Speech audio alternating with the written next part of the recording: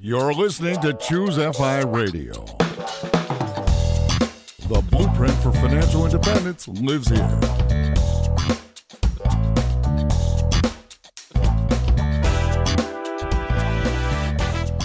If you're looking to unlock the secrets to financial independence and early retirement, you're in the right place.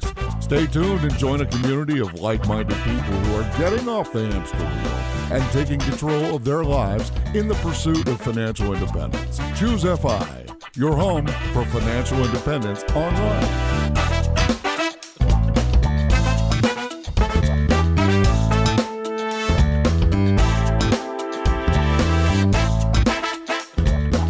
Today on the show, we are going to be talking about sustainability and the correlation between sustainability and retire early. To help us with this, we have Angela Rosman from treadlightly.retireearly.com. And honestly, the story is way more than that. And we're going to tie into all these different elements, how she discovered financial independence, how she's building a life that she can get excited about now as opposed to waiting until she hits her number, building community, sustainability. It's just going to be a wonderful episode. And to help me with this, I have my co-host Brad here with me today. How you doing, buddy? Hey, Jonathan, I'm doing quite well. And yeah, this should be a great episode. Angela has been an active member of our Facebook group going back almost 2 years. And I've seen her posts, and we just said we have to get her on the show. And actually, it's interesting because our friend over at the Military Dollar sent me a message, and I couldn't describe Angela better or more succinctly than this. She blends fire with sustainability and is a leader in the Recognizing Women in Fire movement. So she is a hero among a lot of them. And that just really made me excited to get her on the show and introduce her to the wider FI community. So with that, Angela, welcome to the show. Thanks for having me. And I'm going to have to tell her thank you for that intro because it's better than I would have written it myself. Yeah, really good. All right, Angela, I wanted to start with actually going back to the sustainability aspect of your story, because I suspect that this is something that you found long before you were even considering the topic of financial independence and early retirement.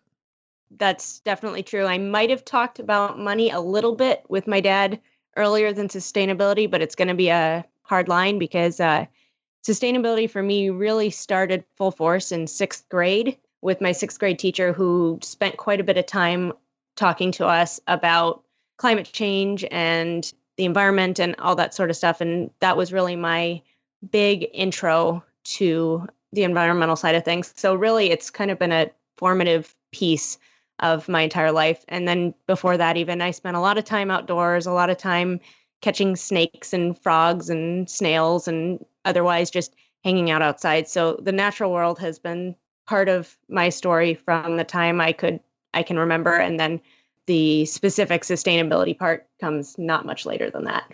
So Angela, that's really, really interesting about the sixth grade teacher. How do you get a message across? We talk about that with the FI message. How do you get people to hear about something and actually take action on it or say, wow, that's something really interesting? Do you have any recollection? I know it's a long time ago, but because it was such a formative moment, do you have any recollection of how your sixth grade teacher presented that to you? I don't know if there was one formative moment. I think it was part of the curriculum the entire year. I've been someone who's always really loved school to the point where in second grade, we had a snow day. I actually cried because we had to stay home. So I was not that kid. So that was me. I was that kid. I was very much into school and really liked my teachers and really interacted with what they had to say. But the environmental bit was pretty much through the entire course of that year with him. I don't know if it was one particular piece, but there were some documentaries, there were interactive stuff that we did in class. I couldn't remember exactly what it was, but I do know from that point on, sustainability was kind of center to my life. How does this inform your college choice and career path? If we go back to my senior year in high school, we actually did senior projects before most high schools did. I don't know if a lot of them do now, but we kind of had the high school version of a thesis. And I did mine on designing a green home with things like dual flush toilets and green roofs and that kind of thing. So that was my choice as a high school senior. But I also had a lot of interest in history and Spanish. So when I started school, I kind of started dabbling in all of those things. But when I really looked at it, I realized that neither of those were career paths I wanted, whereas environmental science was a broad but useful degree. I was about a year into school. I remember sitting on a bench outside of the music building at school, having a conversation with my dad, realizing that I could graduate a year early if I just stayed focused. That meant that I had to pick one degree, not three. And so I picked environmental science and graduated 2 years later, 3 years into school, and with an environmental science degree. And then Spanish and Latin American history were both shy of a major, but I figured staying another semester and paying for another semester wasn't worth triple majoring. That's a really interesting point. And it reminds me, in episode 114 of our podcast, we were interviewing Brian talking about the admissions process and what parents can do to save. And he said, honestly, the biggest favor that you can do for yourself, in terms of saving money, is just to graduate in 4 years, as opposed to being the super senior or kind of that, hey, don't leave the party early. That just cost you so much money, both from the outset and also from the value of time. But in your case, you were actually able to compress that into 3 years. And I'm curious, if you were to think about your college journey in general, was that the only thing that you did? And what advice would you maybe give to an individual to compress that college timeline and do it at less cost? So a lot of that had to be done in high school because I was also a varsity softball player in college and in a sorority, and I worked at the Writing Center, and I had a internship at the state of Oregon. So I really didn't have a whole bunch of extra time, but starting with high school, I took a lot of AP tests. My high school had a lot of them available, and starting in my sophomore year, I started taking AP classes, but I took 5 classes at my high school that were APs and took all of those tests. And then my senior year, I took AP Calculus 1 my junior year. It was pretty difficult for me. I actually ended up with, I think, a C in the class, but a 4 on the test. If you can imagine, that's how awesome my teacher was. Basically, if you passed your class, you were going to pass the AP test with a score that was worth taking. But I knew I didn't want to take the second AP Calculus my senior year, which was the only class offered at my school. So I actually took AP Statistics at a neighboring high school. So passed that test as well.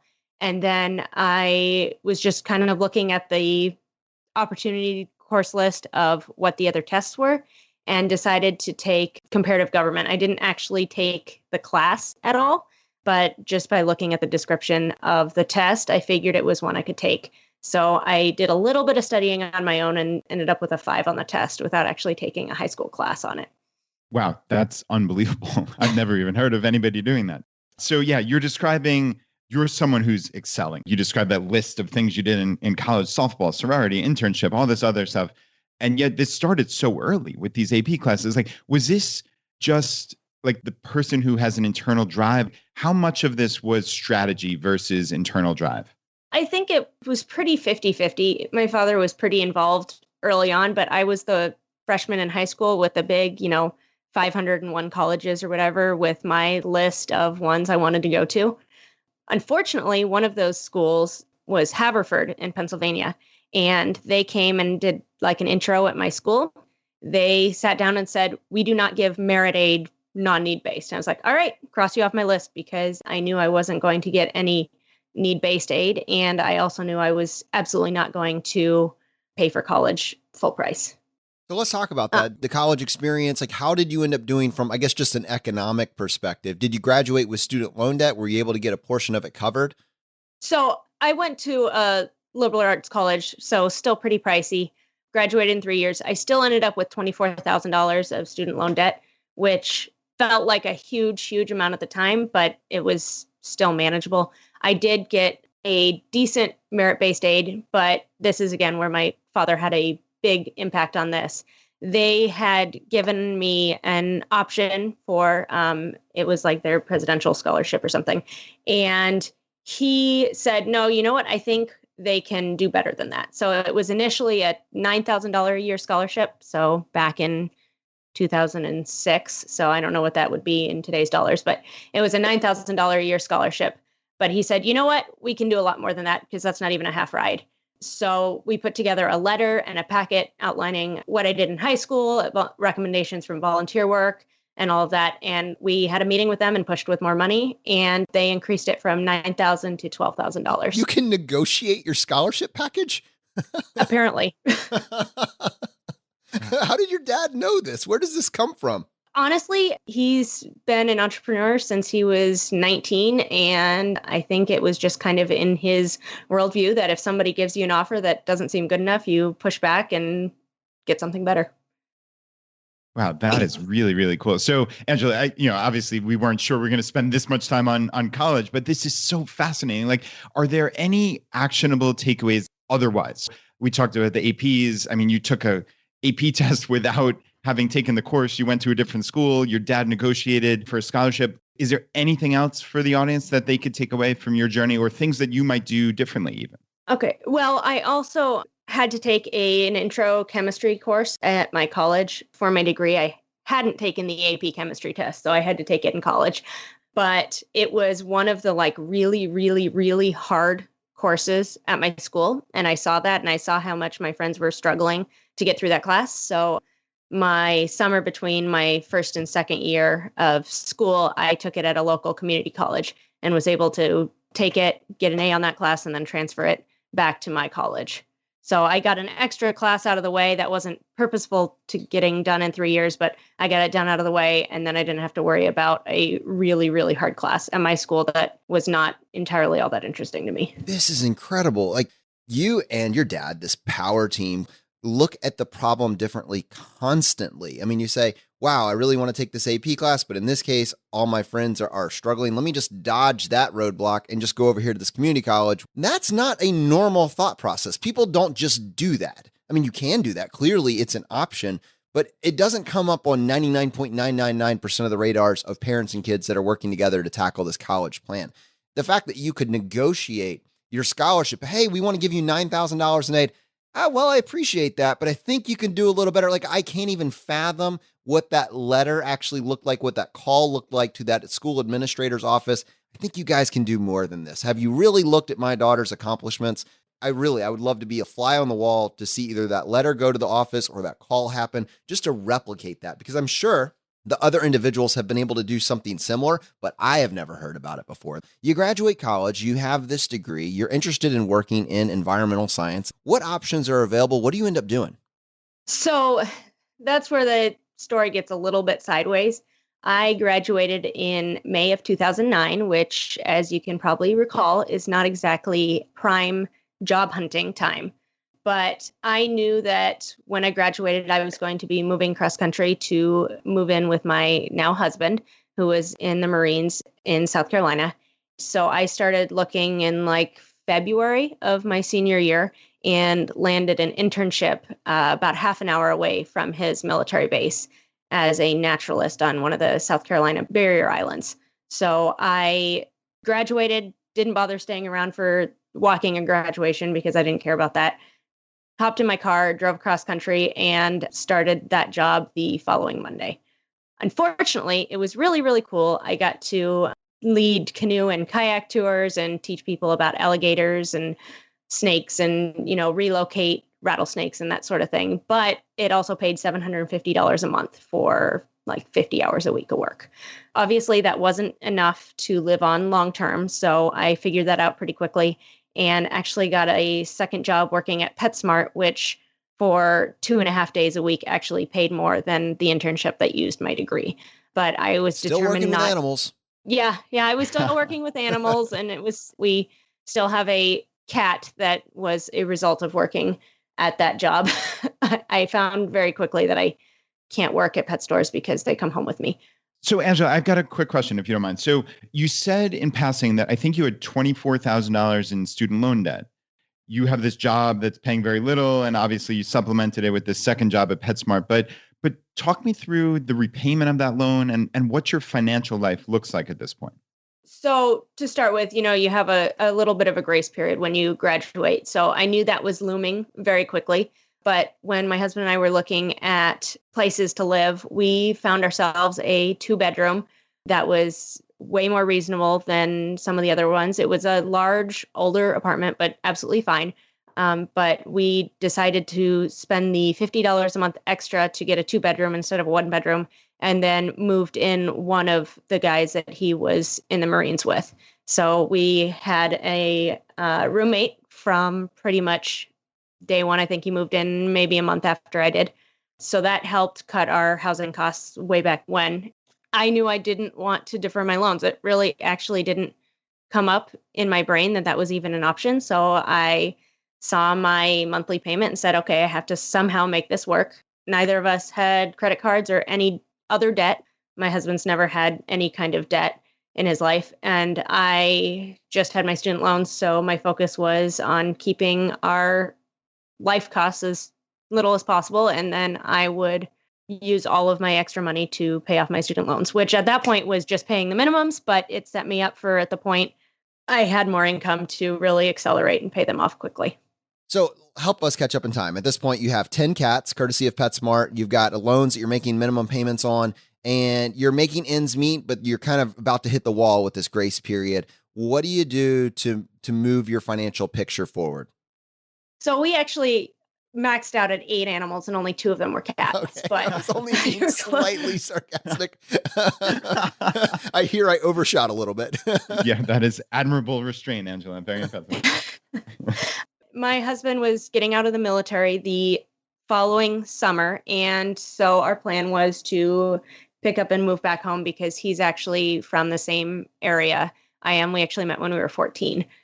He got out of the military and we drove home. But before we drove home, in true fashion, I got myself another job back home before we actually made the trip back.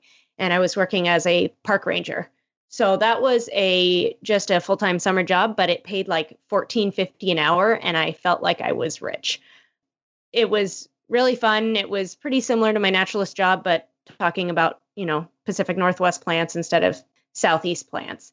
And then I landed my current job that I work now in August. And so the 2 jobs actually overlapped for a few weeks. And so I was working them both for the last month full time. I would work my now current job, 8 to 4, and then I would get in the car and start my parks job from like 4:30 to midnight, which was really rough, but it was really nice to get a full paycheck every week. And that extra income went to paying my student loans.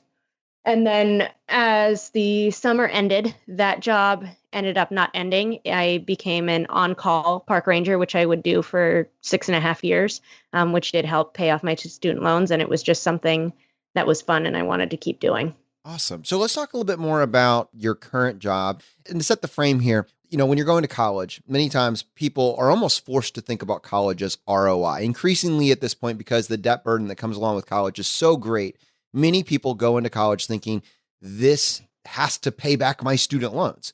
And when you think about jobs that pay back your student loans, liberal arts isn't at the top of that list currently, at least in my mind. And I'm curious for you, as you look back at that, essentially at that ROI and merging that with something that you're truly passionate about, what option did you land on? And what maybe like advice would you give to someone that really wants to pursue something in environmental science and also wants to know what career options are out there that will allow them to pay their student loans back? I absolutely would get a degree in environmental science again. My current job, I work for a company that builds and owns sustainable, affordable housing in the Seattle area, which is something I'm pretty darn passionate about. So that's absolutely something I would want to be doing. And my naturalist park ranger stuff was really fun. But those jobs tend to be a lot less stable and not pay very well. My boss's husband was a national park ranger, and I saw how much struggle he had. He had to bounce around a lot and didn't have any kind of job security. So as fun as those jobs can be, they're really hard to make a commitment to actually have any semblance of normal life. Whereas where I'm working, it's not the highest paid job, but it pays a reasonable income and I get to do something I'm really passionate about. It did take me 3.5 years to pay off my student loans. So not slow, but not the fastest thing ever either, because I didn't have the biggest income, but I was also really focused to pay it off. So I think trying to minimize your loans, regardless of what you're going into, is really, really important. But also, I'm definitely in the camp of finding something that you really enjoy doing more than something that pays a lot of money. Angela, you're describing these jobs that people love, but there's this lack of job stability.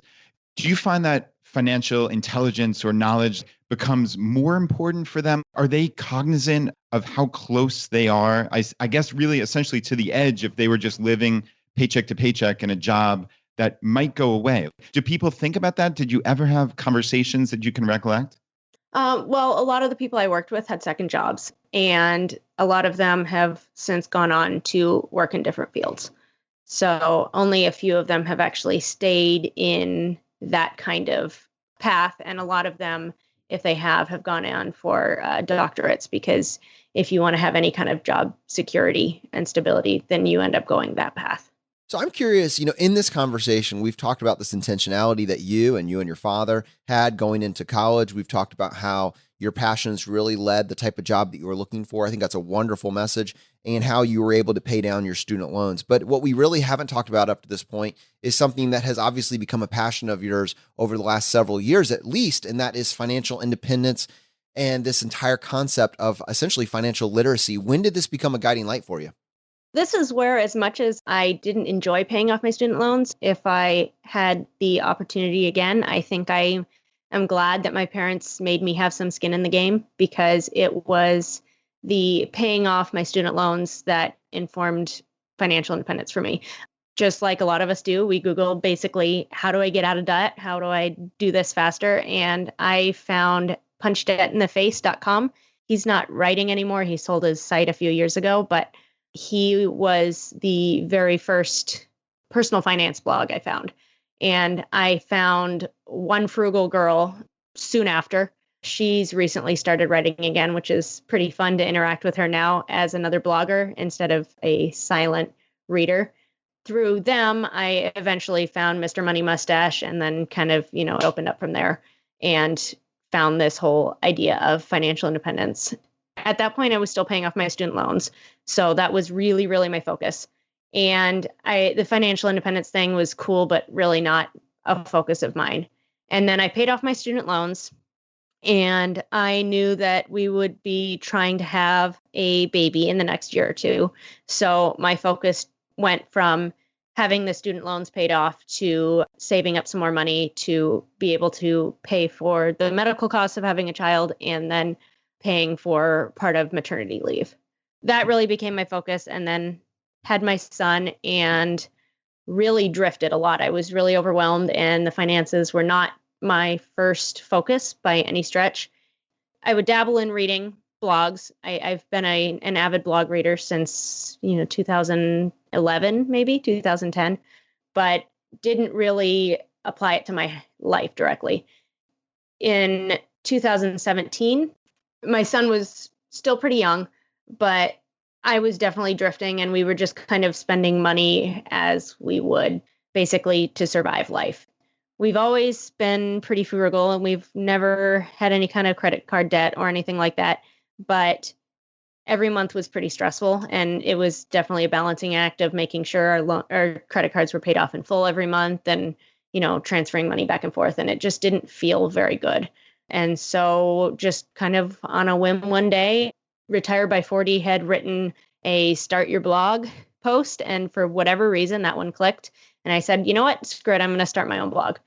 Starting that was really the turning point for me as far as really getting my money under control in the way it is now. So I want to preface this, that what you're not saying is that the blog made you reach, financial independence, but rather that actually moving from just consuming content to then writing it, committing your thoughts and ideas about money to paper is what allowed you to focus your efforts and start moving towards financial independence.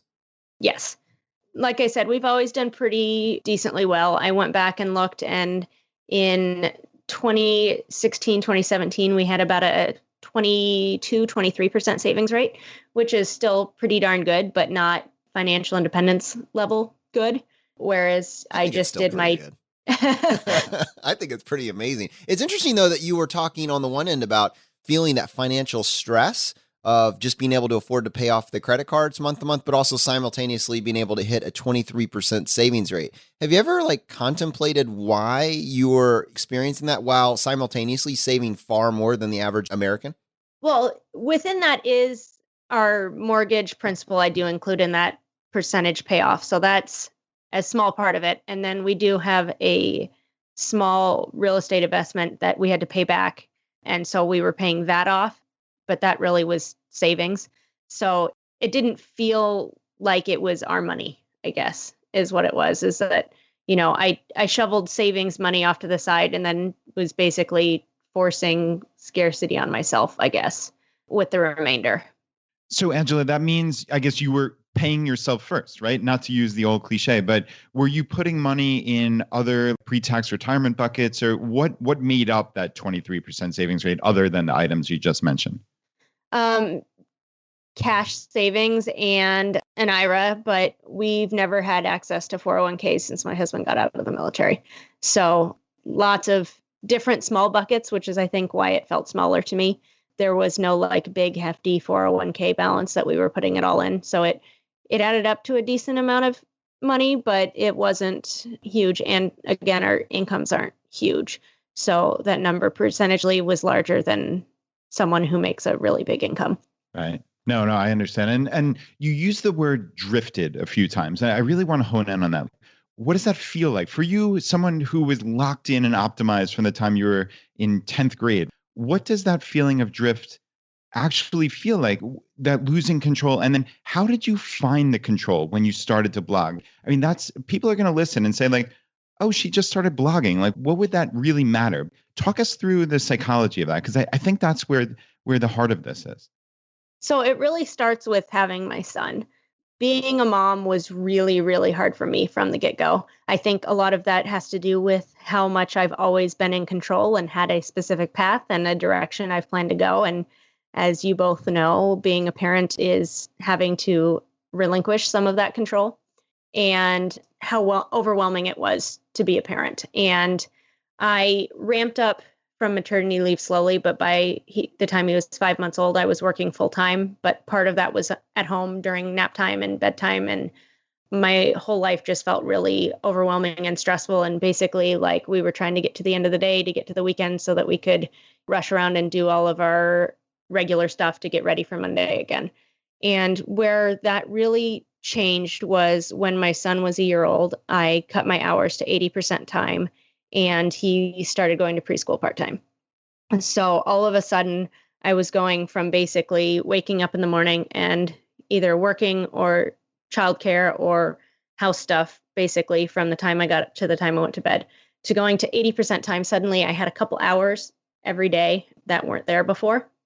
And slowly, I started to feel like I had more control over my life and more space to think about things other than, well, we need X, so I'm just going to buy it on Amazon because then it can be done and I don't have to think about it too. Well, maybe instead let's go to the library and pick up some books. Or, I can't think about making myself lunch for work, so I'm going to walk and go grab myself lunch too. I really need to stop buying lunches out. I'm going to bring my own lunch. So it was really kind of a slow burn. And then I really need to stop buying clothes. Not that I was ever a huge clothes buyer, but I had plenty. So I said, okay, I'm not going to buy clothes for a year. And so by the time I started my blog, I had already gone through and ratcheted down my meal spending, and I had put a complete hard stop on clothes buying. At the beginning of this conversation, you were saying we had a 23% savings rate, and simultaneously we were stressed. You started being intentional and committing your thoughts to paper, coming up with a plan. But then the first choice you make, a couple of the first choices you make, are actually to cut your hours to 80%, so make less, right? And then you put your child into preschool for a couple hours, which is going to cost more. Both of those at face value look like that would actually hurt your savings rate. And then you go through some of these other things that you've done, and they're incredible. What is your savings rate now? So I just calculated it for 2018, and my goal was 50%. So we came up a little short at 46%. So you were able to make these lifestyle changes, and we'll go back and work through all of those individually, have a happier life with more time and more balance, and simultaneously essentially, I'm sure other things happen, but just with these two choices, make less, spend more on these things that you value, and still get your savings rate, double your savings rate effectively.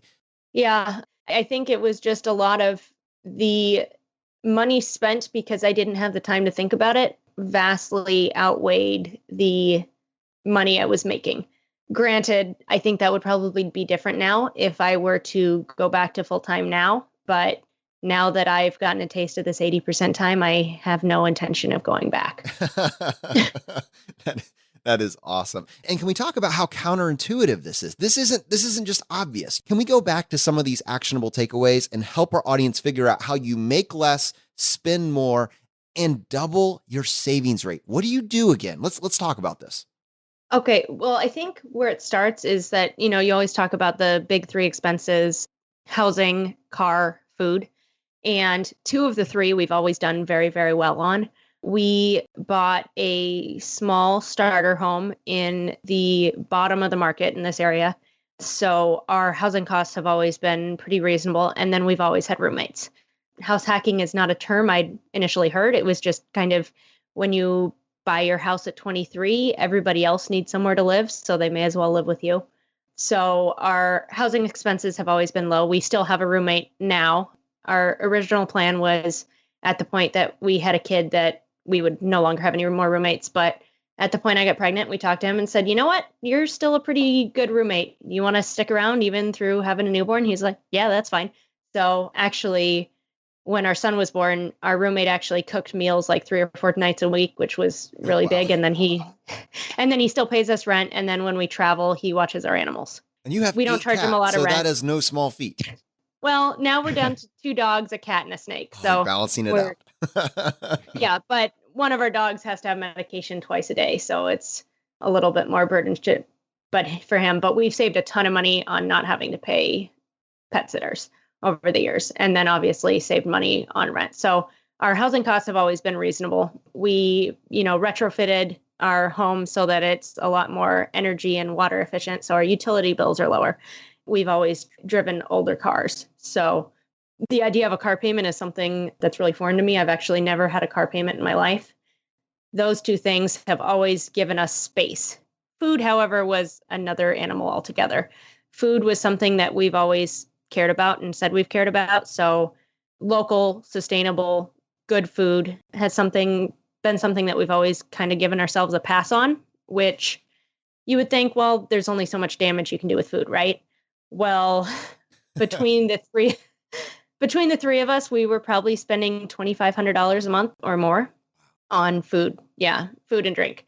But when you have a young baby and you're feeling overwhelmed and DoorDash says that they can deliver you dinner multiple nights a week, and you work in a walkable area where you can walk to awesome lunches that are, good and healthy, but, $15 a pop, it's amazing how quickly you can spend an enormous amount of money on food. Yeah, Angela, I completely hear you. Obviously, $2,500 a month on food and drink is significant, but you wanted to focus on local sustainable food, which is admirable, of course, but there have to be ways that you pivot this, right? Where instead of going out all the time, you're cooking in, I'm assuming, but are there additional tips? Like, I'd love to hear how you made moves on lowering this $2,500 per month and what you ultimately got it down to. Yeah, so I started with my work lunches because I was literally eating out 5 days a week. What I figured out, though, is it wasn't really about picking up food. It was more about getting a 10-minute walk in the middle of the day to go pick up the food. This was, I believe, December of 2016. I gave myself a $150 budget for my work lunches, which seems absolutely absurd now. That I would be, struggling to meet that. But basically, I just started tracking every day and wouldn't count money I made from home. And that first month, I spent $87 on my work lunches.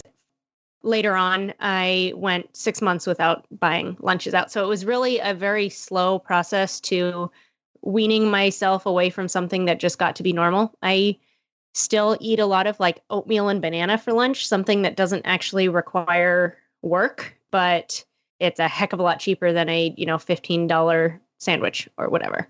And then I go and take a 10-minute walk in the middle of the day. I'm not walking anywhere. I'm just walking in a circle around the block. But I get that outside time and that few steps, and I'm getting what I really wanted out of the trip without actually spending the money. Yeah, I think so many of us end up making a purchase to relieve essentially what comes down to boredom or not wanting to be left alone with our own thoughts. And if you can channel that and you can move it to something more positive, in your case, exercise, then you can reframe or you can move any triggers in your life, especially when you identify that these triggers are having a negative impact, in your case, on your finances. If you can find a way just to think about it or look at it just slightly differently, you can move that towards something that gets you closer to your goal. And it's incredible that in your case, making these small choices allowed you to double your savings rate while cutting your working hours. And I think that comes back to this larger theme of identifying what it is in your life that you value. And this example of what you did with lunch is perfect to show you how powerful these small things actually are. Well, and for me, it was the starting point. So I find that I do better to focus on one thing and do it really well, and then kind of kick it off to work in the background while I start tackling the next item, which was then not the restaurant bit. The restaurant bit was definitely important, and relearning to love eating breakfast at home was a really big deal for the weekends, because we loved going out to brunch because, we're millennials. But making tasty meals at home on the weekends was a really big deal. But then also, we specifically bought our house. One of my prerequisites was that we were walking distance to a grocery store. I wanted to be able to not have to drive my car to our daily needs outside of maybe our work. That seems like that would be a very positive financial move, but for us, it was actually a significantly negative one because we found ourselves at the grocery store every day. A lot of people don't like grocery shopping. My husband and I both actually love it. And so we would go to the store for one or two things, and we'd end up buying all these ingredients to make good meals, but we would spend a lot of money at the grocery store. Spending a lot of time in the cheese department. Cheese, meat, preserves. I mean, it's amazing how quickly you can spend a lot of money at the grocery store, especially when you're going pretty much daily. When it's a, less than 10-minute walk to the grocery store, it's really easy to just convince yourself you have to pop in for one thing. So a big change for me was not exactly meal planning, but thinking about having a sense of what we were going to cook for the week, and then doing our shopping on one day and then not going back to the store, making do with what we had at our house already. It seems like that shouldn't be such a huge thing, but for someone who really likes grocery shopping and really likes finding good food, just not going into the store was a really big deal for us. I want to circle back to the fact that while you were able to reel in your food budget, you already had your utilities totally under control. And I'm curious, because I think there's something here for our audience. You are actually working in sustainability. You're working in affordable housing. You're working in efficient housing, essentially. And so it doesn't totally surprise me that you figured out a way to make your utilities at home more efficient. And that's very interesting because it's something that Brad is actually looking at right now. He's getting solar installed in his house, but he hasn't looked at these other aspects. And I'm curious, when you say your home is energy and water efficient, for someone that's not inside the industry, what are some things that they could do to reel in those basic utilities that run in the background that most of us may take for granted? That's just a fixed, it's just a fixed monthly bill. Okay, to start with, I really wish I could have solar on our house. We live backed up to a park with these big towering evergreen trees, and our roof literally doesn't see sunlight for 6 months. I'll just chop the trees down. No, I'm just kidding. So they're in the park, so they probably frown on that, but solar wasn't an option, so we had to look at actually reducing our use. So to start with, we did water first, because water is the easiest thing that I will tell everyone to just go out and do it. And to start with, that's to replace your toilet, and specifically to replace your toilet with the Niagara Stealth toilet, which I don't know how much you want me to talk about toilets. I do. But, I actually really do. Okay. So your standard new toilet now has about 1.28 to 1.6 gallons per flush. And the Niagara Stealth, so they're, the dual flush toilets where they have like 0.8 and then 1.6 for the larger flush. The Niagara Stealth is a 0.8 across the board. So by replacing with your 1.6 toilet, or if you have an older toilet, even more than that, to the Niagara Stealth, you're cutting your water for your toilet use in half just by replacing your toilet. And that's a one-time cost. And then once you do it, you forever spend less money on water. And then you go to replacing your shower heads and putting aerators in your sink. I went through and compared to the previous owners, we actually cut our water bill in half. Compared to what we were doing, we'd cut it in a third just by changing those things out. Wow, that's amazing. Do you have any sense for someone listening with their FI mindset hat on of how much this would cost to do all this stuff, and then like what a payback would be on this? So I actually did this in one of my very earliest blog posts. So it's terrible, but the math is there, and I went through and did the calculations. The title of that post is Save 50% on Your Water Bill Without Changing Your Life. You can actually see my build usage history for our utilities. And the previous owners used an average of 1,200 to 1,600 cubic feet a month. And we lowered that to 600 to 800 cubic feet. There were 2 of them and there were 4 of us. So the savings is even more dramatic per person. Wow. But I did the calculation to replace the 2 toilets, the 2 shower heads, and a 6-pack of aerators was $399.69. That didn't include a plumber install since we did them ourselves, but they're really simple. Even if you haven't done it before, it's something that really anyone can do with YouTube. So if you divide that $400 cost by the $47 a month savings, they were paid off in 9 months. So what wouldn't you do that would be paid off in 9 months and then you have savings forever? So we did this back in 2011. So it's been a significant savings for us over that time period. This is, I can't even believe I'm saying this. Did you really say that we're talking about $400, $400 and you can replace all of those? That doesn't even make sense to me. How is this possible? The return on that investment is going to last for decades. That's insane. Yeah, that's kind of why whenever I talk to people about how can they reduce their costs for housing, if they own their home, this is where I go. And even if you are in a rental and you pay for water, replace your shower heads. Hold on to the old one. You can always put it back when you leave. But yeah, if all you're doing is paying for the fixtures and not for the plumber to come in, the plumber is the really expensive part. If you do it yourself, it's really not an expensive fix. Well, what's the other half of this? So this is water efficiency. You can't get solar. What do you do for energy? Well, we replaced all of our light fixtures with LEDs.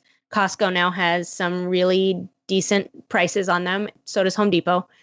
LEDs used to not be very good. They were, really white and awful and not enjoyable. So we actually did a test this past fall and went over to our neighbors and had her oldest son switch out one of their light bulbs when she wasn't there and asked her to guess which one was the LED. And she had absolutely no idea. So they have come a really long way. Not only do they use 1/25th of an incandescent light, they also last considerably longer. So you don't have to worry about changing your light bulb later on.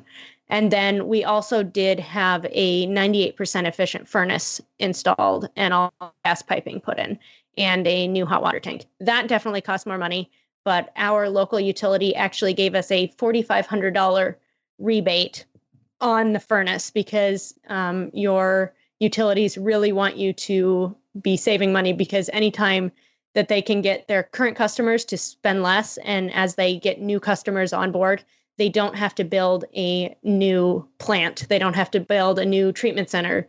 So your utilities oftentimes have really decent grants back. I have so many additional follow-up questions here. One, because this is me, as the lights go out, that's when I'm replacing them. Can you convince me that I should just go ahead and replace them all right now, as opposed to waiting for them to burn out? Well, it depends on, do you have CFLs or incandescent? Let's just assume incandescent. Well, then you're using 1/25th of the energy by switching out to LEDs.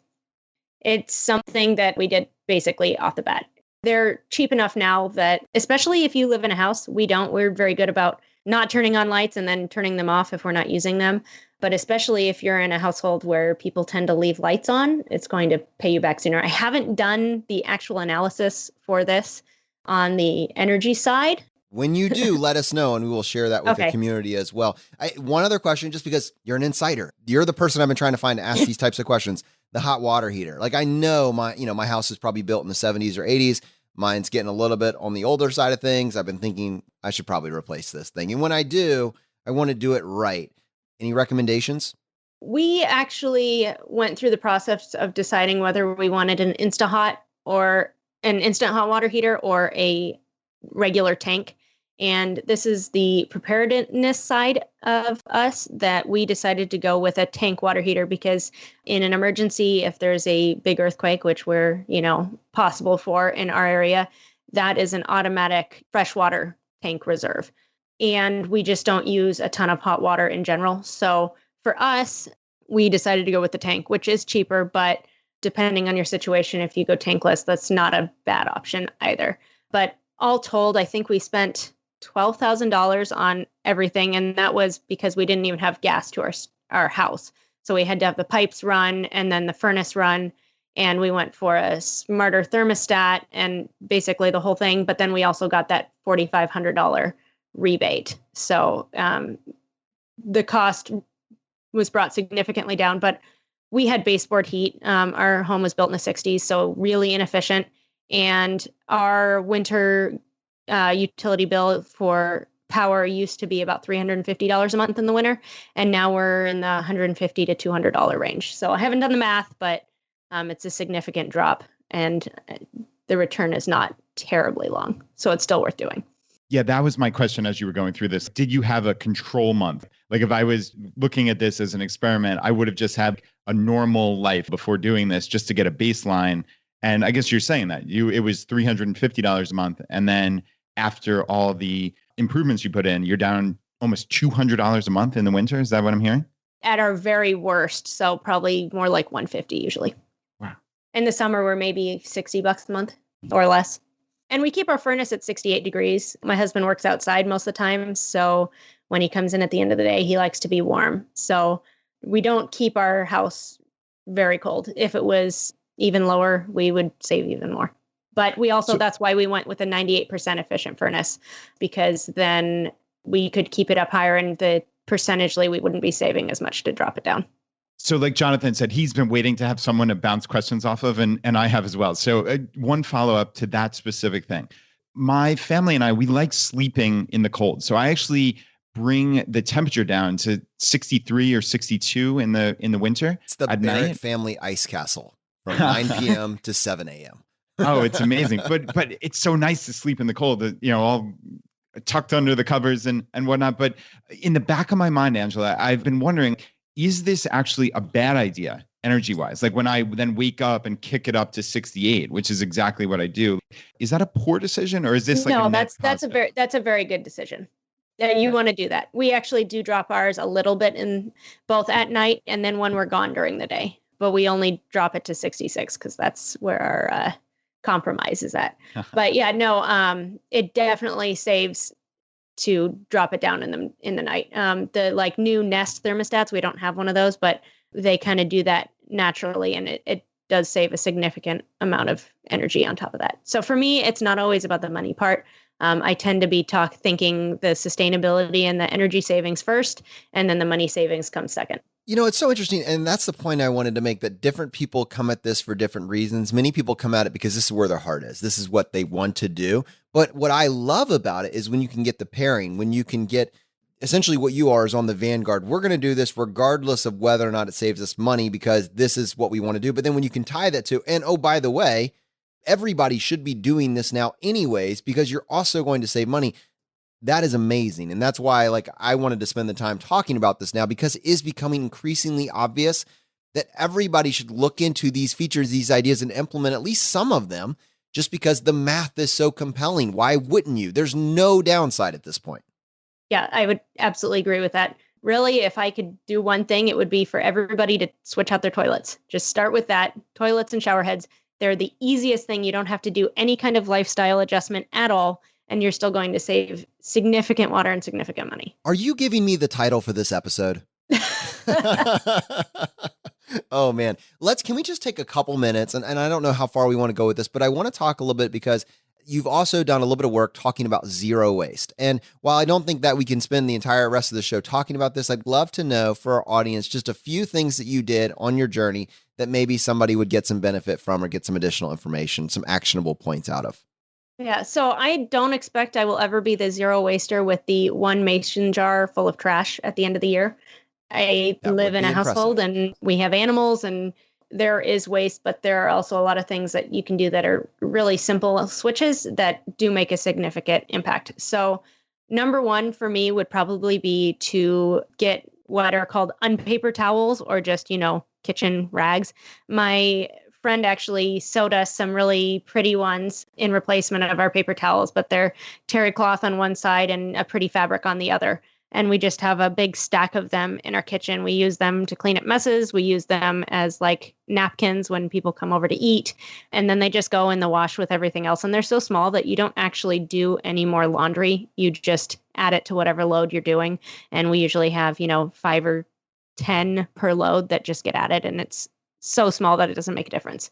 But because we really only use paper towels for like cleaning up when the dog throws up or dealing with bacon grease or something like that, Costco size paper towels last us more than a year. So it's not like we're at zero, but we are a lot less than the average household. And it's such an easy switch. And you realize that they clean up better and they work better. A lot of the single-use disposable stuff is really inferior to the reusable stuff, but we've just gotten so used to being a consumer disposable culture that it seems like it's easier. It seems like it's better. But when you actually make the switch, you realize, drinking your coffee when you go to a coffee shop out of a nice reusable mug is so much nicer than the like paper mugs that you get from the coffee shop.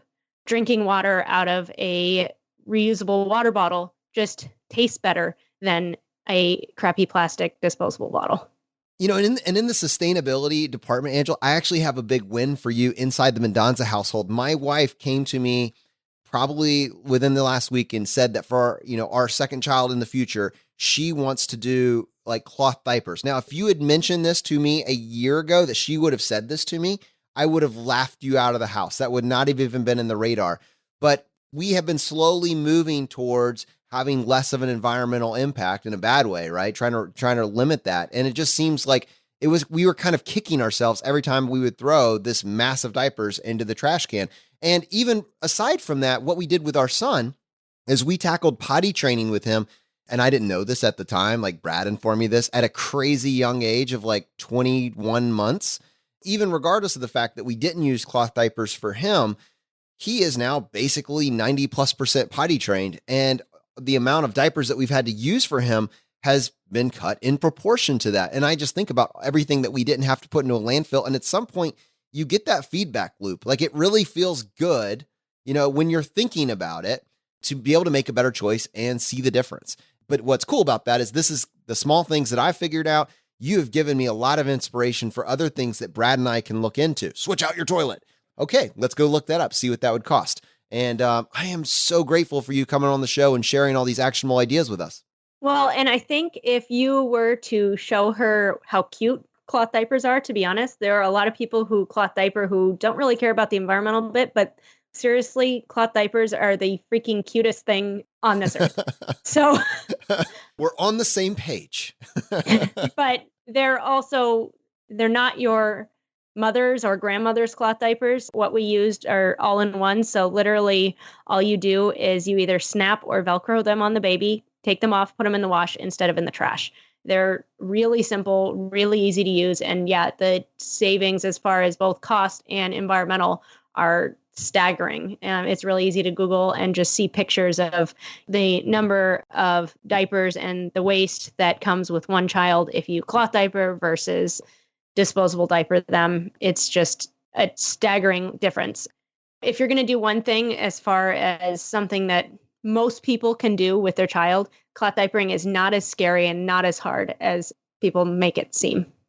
Awesome. Next week, we'll talk about straws. But this week on this show, let's go ahead and let's tackle the hot seat. You don't want to know how many straws we go through. Oh, God. Straws are not this huge evil. Like, use all the straws you want, but make these big changes. It's kind of like with finances, make the big moves. If you're not perfect in one area, it's okay. But if you make the big changes, you're going to have a significantly smaller impact than the average person. And Brad, you can still use straws, man. You just got to get the non-disposable ones, just clean those things every once in a while. I'll put a link to those in the show notes for today's episode so you can check that out. Angela, I love that. I think it so perfectly encapsulates somehow you managed to tie straws to the aggregation of marginal gains. And we're so grateful for you coming on the show. On most shows, that would be the end of the episode. But on this show, we would love to give you the chance to tackle the hot seat. Are you ready for this? I am. I've been listening to you guys for almost 2 years, and I guess it's my turn to do this now. Let's do it. In a world drowning in debt and rampant consumption, trapped by the chains of lifestyle inflation, these questions highlight the secrets of those who have broken free. Welcome to the ChooseFI Hot Seat.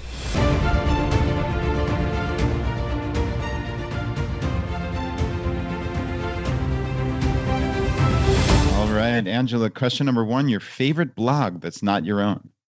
So this one, I'm actually going to have to go with That Frugal Pharmacist. And I don't know if you two have noticed what's going on in her family's life right now.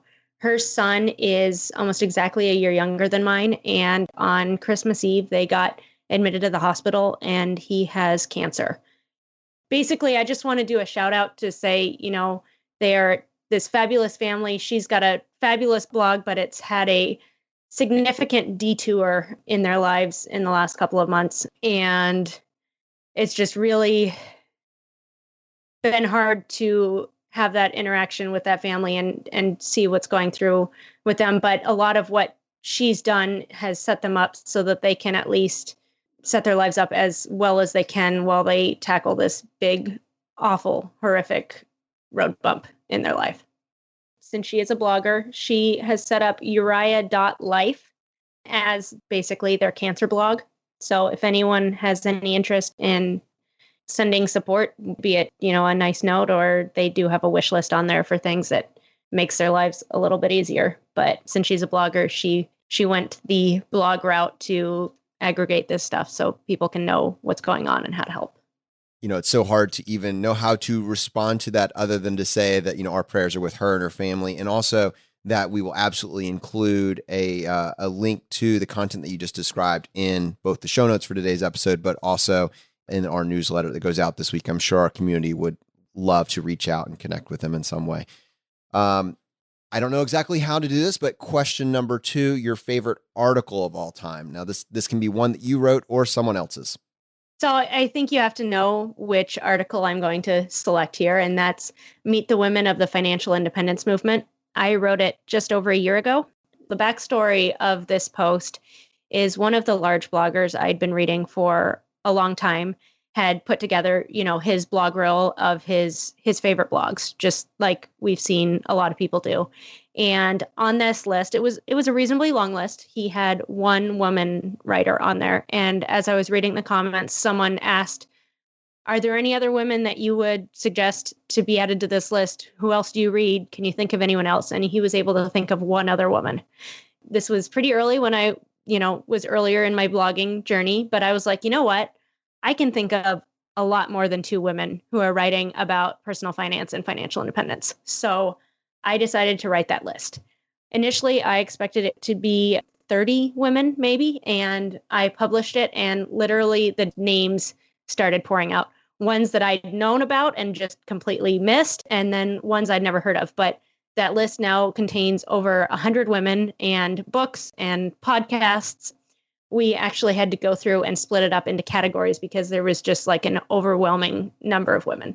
So Erin with Reaching for FI and I, over the next week after the post came out, actually spent a number of hours putting it together and organizing it out to make it easier to find the bloggers that you can relate to better in your journey. So we've got women who are single and pursuing financial independence on their own, women who are widowed with children pursuing financial independence, lesbian couples. We've got your regular dinks. We've got basically all different categories, but all women voices that are writing about this money stuff. There's still a lot of bias that the personal finance space is male dominated. I am trying to do my part to change that narrative because there are a lot of us that really care a lot about money. What I love about what you're saying is that we have both seen this and also seen this change like a lot over the last, I would say 12 months or so. And I can very clearly remember that stereotype that financial independence is for white male tech bros from Silicon Valley or wherever, right? what I've seen now is almost this democratization of information, and what people care about is story. And they don't always relate to the same story. They don't always relate to my story or Brad's story or your story. Like, we have different paths, and people look for someone that has walked a mile, if not in their exact shoes, and something similar to theirs, so they can figure out what is that first piece of action that I can take. And what I love about it is you're talking about hundreds of different types of stories that people are relating to, that are reaching millions of people all around the world. And I know even, in your Facebook group, with thousands of people in that Facebook group, and our Facebook group, which is not gender specific, but we have over 52% women in that group. And it shows you that this is not for just single dudes living in one particular part of the country that are following one particular career path. This is a life optimization strategy that transforms every single aspect of your life. And I love the fact what you did. I mean, your blog domain was dedicated towards sustainability, right? Tread lightly, retire early, documenting your path to become more intentional. But along the way, you picked up the mantle and you showed how many people are following this path and their unique story. And that's one of the reasons that we were so excited to have you on. And I'm grateful that you highlighted that. Question number 3, your biggest life hack of all time. So this one's going to be a little different, but getting enough sleep every night. I obviously do a lot in my day. I don't have a lot of downtime. I don't watch TV. I don't sit down a lot. And I'm generally productive from the point I get up until I go to bed at night. Productive can also mean going for a run or being in the garden, but I tend to be moving throughout my entire day. And the thing that makes that possible is that I get 8+ hours of sleep every night. Angela, what do you do as far as sleep hygiene? Are there items like blackout curtains, no tech, X number of minutes before bed? Like, talk me through what you do. So we actually co-sleep still with our 4-year-old and have since he was an infant. We pretty much have a family bedtime. My husband and I both have to get up early for work. And so bedtime for us starts 7:30, 8 o'clock. We get pajamas on together, brush teeth, read books, lay and talk. But because we're doing our son's bedtime routine, it becomes our bedtime routine. And, that's 7 days a week, and just having a regular bedtime every day, and then having, it's tech free because it's tech free for him. It's tech free for us.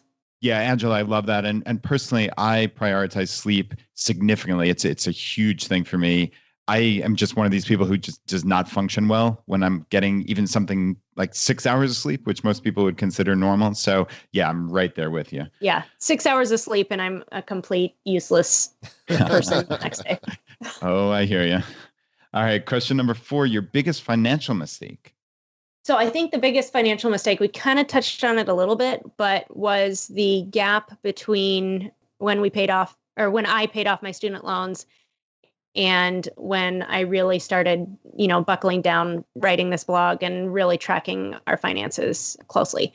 There was a 3-4 year gap where we really just drifted and kind of spent as we were going to spend. And I know that's not like huge, but I did a lot of stuff right from the beginning. And that was the one piece where I kind of veered right. Unless you want to say that, cutting my hours and giving up thousands of dollars every month financially, probably money wise, that is my biggest financial mistake, or going into a career that didn't have a huge salary. But I can't quite call those mistakes because for lifestyle, they've absolutely been the right choice. All right. Question number 5, the advice you would give your younger self. So this would probably be similar, is to stay on track and pay attention and to track your finances, but also to realize that you need to give yourself space in your life to do things other than work and other than your absolute commitments. Giving myself the space to have a couple hours extra in my life every day to just do things and make it so that our weekends were weekends and not crazy treadmill runs has really made a significant difference in my life. And before I had my son, I was definitely down the workaholic path. And I find that I'm much happier to have a more balanced life now. All right, Angela, we have a bonus question. What is the purchase you've made in, let's say, the last 12 months or so that's added the most value to your life? So this is probably more like 12 and a half months ago, but we bought a air mattress for my husband's truck, and we go truck camping. So it's one that actually inflates and goes over the wheel well. So we have basically a queen size air mattress in the back of his truck, and it's also got a canopy top. So instead of, renting a cabin in the winter or whatever, we'll go camping in January, February, March, even in the Northwest. So we have the air mattress and a electric blanket. We've gone camping when it's 30 something degrees outside and been totally warm and happy because we've got a nice setup, but it also didn't cost us a terrible amount of money. So how does the electric blanket work with the truck? Is that being plugged into the adapter? No, that's actually used for campsites. A lot of them have plugins, not just the RV sites, but like regular campsites. And then we do have a backup to use if we're off-grid. But generally, off-grid is snowy, so we're generally there when we don't need the electric blanket. Nice. All right, Angela, this has covered so much information. I'm sure people are going to want to find out more about all the topics that you've covered with regards to sustainability. And many people hearing this are going to want to connect with you about really finding out more about women in personal finance and what is being done out there. What is the best way for someone that's hearing this, that is hearing about you for the first time? What is the best way for someone to connect with you and connect with your content? So I write over at treadlightlyretireearly.com, and then I'm on Twitter more than I probably should be at treadlightly_RE. Angela, thank you so much for coming on the show. This has been amazing. Thanks for having me. It was fun to talk with you too. Brad, this is another piece of the puzzle. I mean, what she is doing, so many people pursue sustainability as a calling, and so many other people are kind of interested in it, but they need to know that it makes sense financially. She was able to put all of this into a framework for us that I think is going to have so much value for people in our community. Yeah, Johnathan, it was a great story from start to finish. Just really remarkable. And you're absolutely right. Like, I've always had in the back of my mind, and I think you were asking about this, like, okay, does it really make a difference to change out a light bulb? Is it really, am I going to see this in my bill? But if she's saying it's 1/25 and you do that with every light bulb in your house, and then you layer on the toilets and the low flow shower and all these other things, you're actually going to see a difference. So I'm on board. I mean, this is fantastic. Now, you actually do a pretty good job tracking all your historic numbers. So we're going to be following up with you in a year about solar. But if you guys end up doing this on all your appliances, I think I'm going to do the same. We should be able to have some before and after data to start comparing, for, a year from now or 2 years from now on the show. It'd be really interesting to see whether or not that's part of it. You always wonder in the back of your mind, does it work in my state, right? Well, I know it works in Seattle. I know it works in Rhode Island with solar, but does it work here? And that's why I love, when you looked into solar and decided to do it in your home, now we have this information and we have really, data that we can extrapolate out. And so, we'll have to just see where this goes, and we'll obviously talk about it in the future. But a huge thanks to Angela for coming on the show, talking about these different ideas, really sparking this conversation. This was wonderful. To our audience, if you got value from today's episode, if you've been getting value from the episodes up to this point, just take 1 second, press the subscribe button on the platform you're listening to this on. Just lets a provider know you're getting value from the show and you want to be here when we produce additional content. If you want to support us in what we're doing here at ChooseFI, here are 4 easy ways. 1, leave us an iTunes review. To do that, just go to ChooseFI.com/iTunes. 2, use our page to sign up for travel credit cards. If you want to travel the world with miles and points instead of your hard-earned dollars, then just go to ChooseFI.com/cards and get started today. 3, if you're working on the milestones of FI, set up a personal capital account to track your progress and use our affiliate link. It's completely free, and just go to ChooseFI.com/PC. P as in Paul, C as in cat. And 4, and most importantly, find your friends, coworkers, and family members who might be open to this message and tell them about the podcast. Have them start with episode 100. It is a fantastic starting place. All right, my friends, the fire is spreading. We'll see you next time as we continue to go down the road less traveled. You've been listening to ChooseFI Radio Podcast, where we help middle-class America build wealth, one life hack at a time.